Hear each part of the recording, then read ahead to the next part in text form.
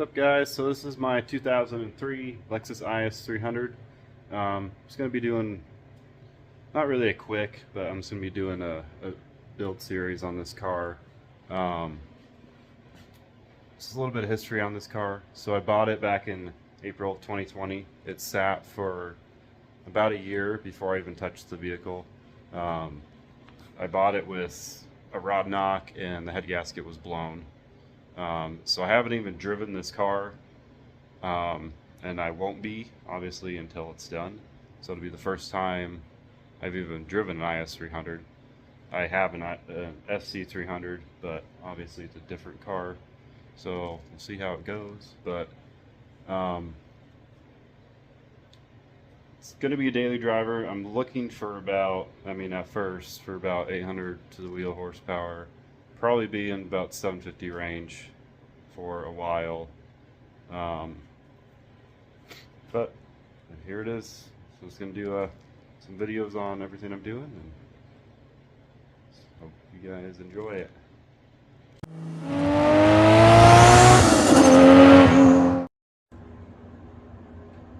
So let's kind of start with the breakdown of the engine. Obviously you can't see the parts inside right now.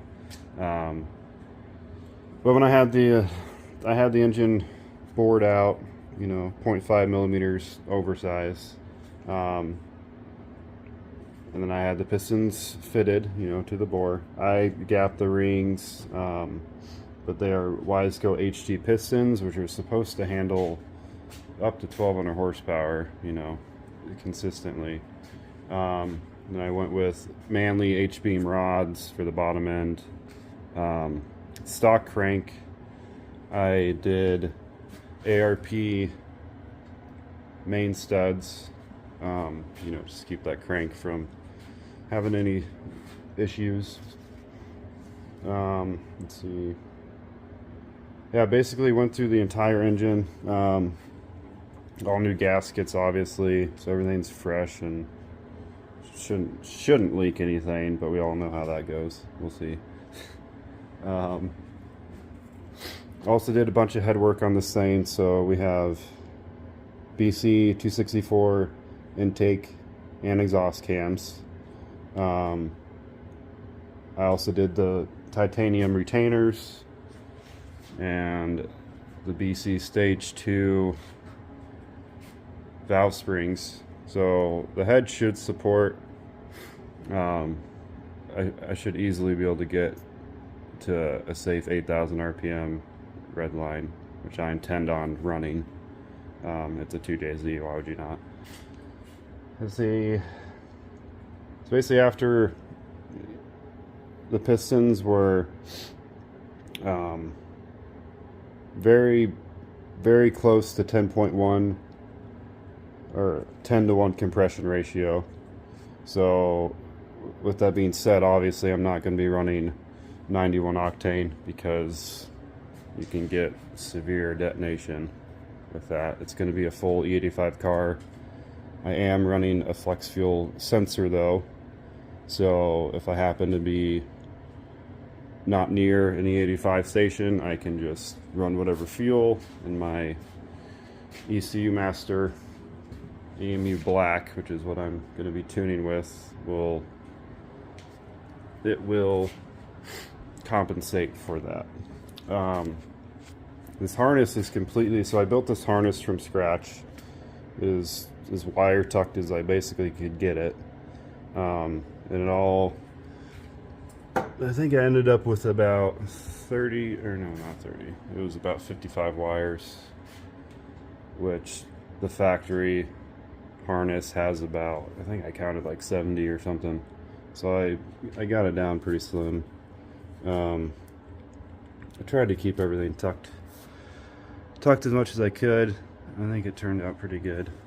I still have to finish up just some of the wiring for the actual chassis, which is, the lights and the ABS module, which that will be tucked also. I'm going to plan on running it inside the fenders underneath, and then it will go down, through here and then back inside the car. The relay boxes and the fuse boxes are going to be moved to the trunk, so that is another thing I have to do from the factory. And the IS300, the ECU, and also there's a relay box here, I believe, it was a while ago, but that I pulled it all out. ECU was right here, and there was a relay box right here, so you really had no room for, you know, a front-facing intake manifold. So that was my first plan with this car, is I wanted to look as clean as possible, and basically this is how it will look as far as the cleanliness. You really won't see any more wires than this. Like I was saying, I'm still in the process of the finishing touches. This is just kind of a rough state as far as intercooler piping.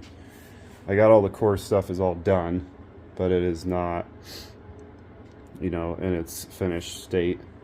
Obviously the intake manifold. So this was a CX Racing intake manifold, which if you search for the IS300, this is probably like one of the first things that pops up on there. But clearly, you know, you have one or two options. You can cut the factory intake runners and you can weld it directly to the runners, which I don't like the idea of that. I would much rather keep the stock runners and have it bolt up. So I modified the entire intake manifold, slimmed it down, and also shortened it from CX Racing. It comes out to about here, which with the throttle body on there, it's sticking out to here, and you won't clear your hood basically. So I had to trim this back and move it, but I think it fits much better. It also allows more room for your intercooler piping. Now this piping's pretty large, obviously. This car is going to be seeing around 700 to 800 wheel horsepower. This turbo, it's a Borgwarner S363. It is rated for about 750. And just from the research that I've seen, some people can get 800 horsepower out of this, and I think with all the head work I've done, I think I'll be putting close to that. If not, I'll be upgrading to an S369, which is on this other 2JZ in the corner over there. That's for another car, another day. But yeah, as far as the engine bay, like I was saying, all the core stuff is really done. Yeah, then I have FIC, so fuel injector clinic, 1200cc fuel injectors. At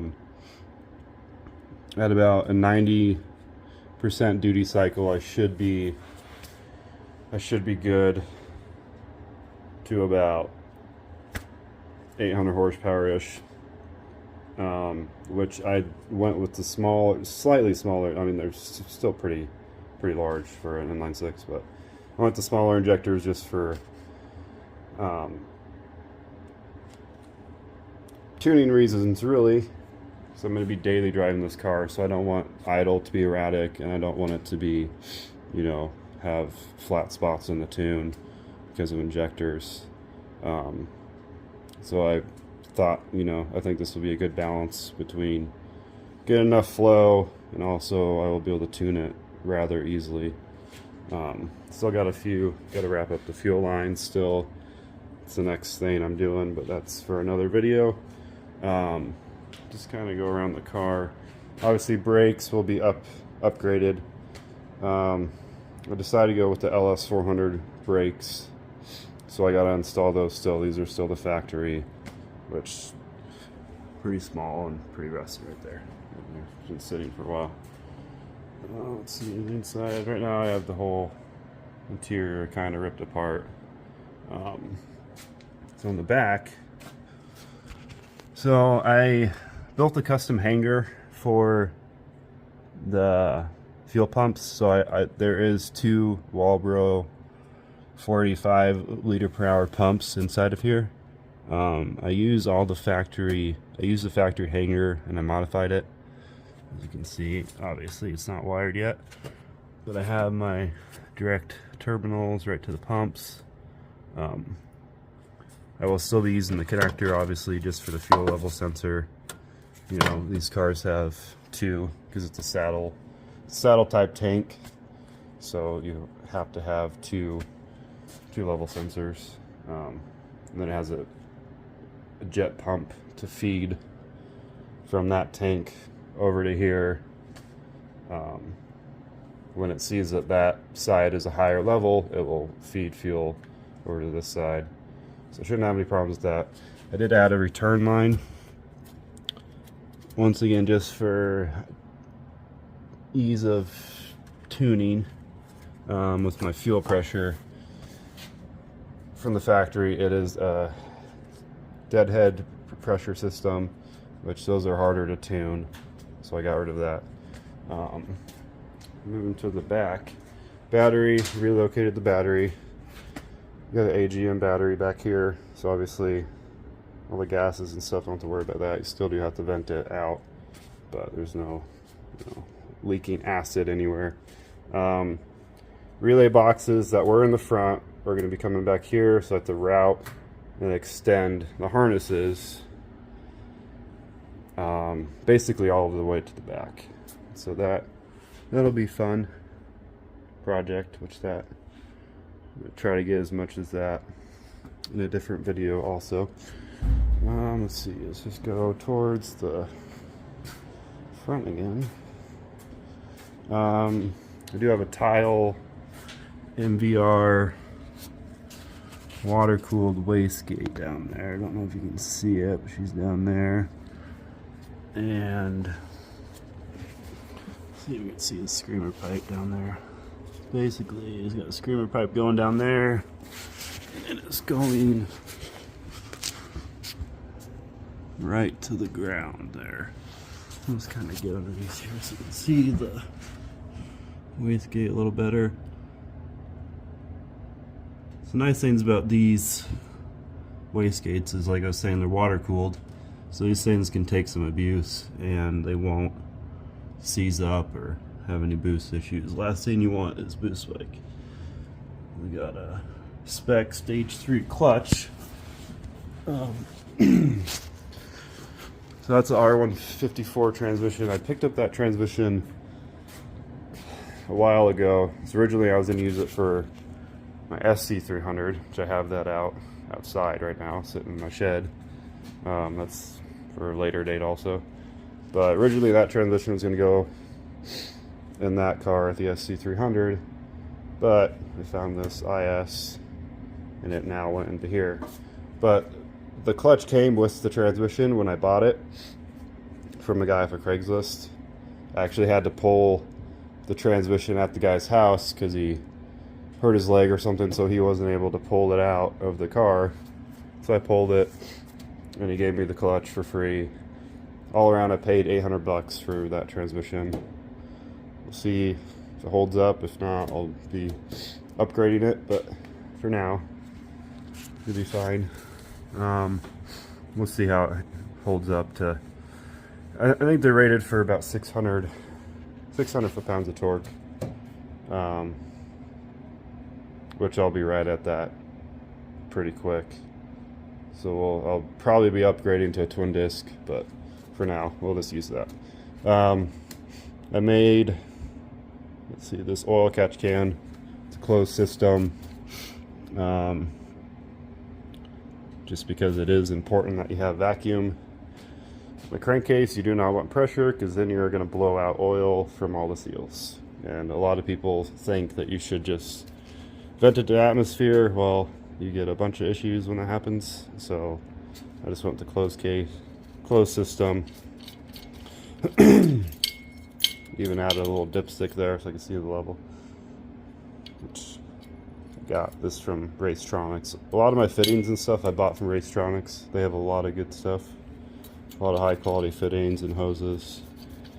Let's go to this side of the car, and obviously cosmetically the car is needs some work, but that's after she's running. So this is the ECU I went with. It is the ECU Masters EMU Black.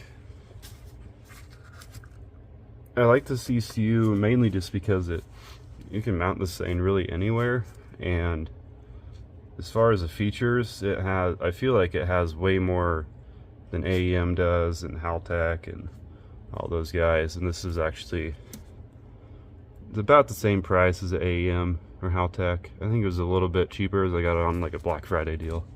But this is the harness that is coming off the engine, and these are the factory connectors that I reused, which these all plug and play into here. I am also using the factory ECU, which is behind here. Can't really see it, but it's up there. That is going to control the rest of the electronics in the car.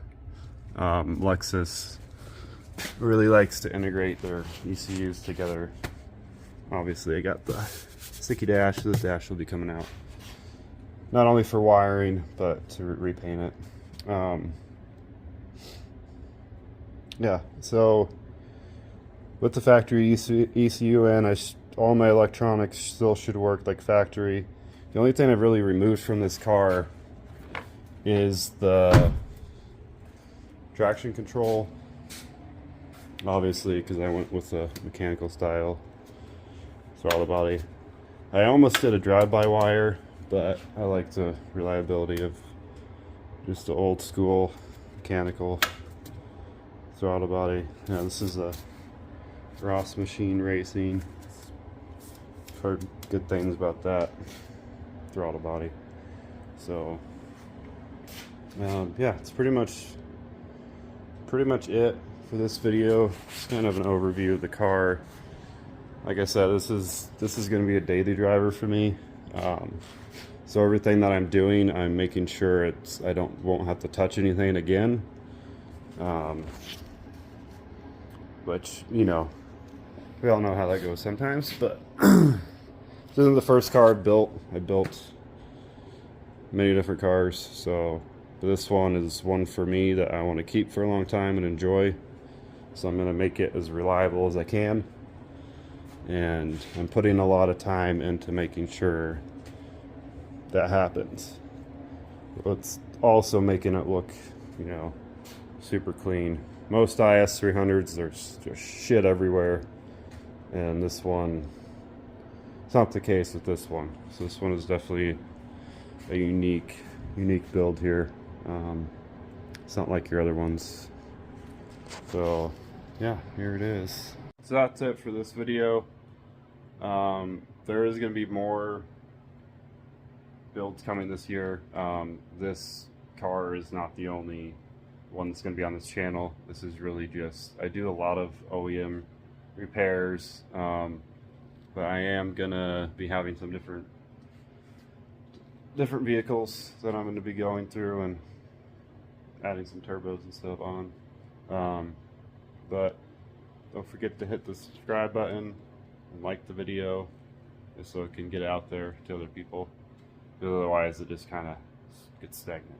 But thank you for watching, and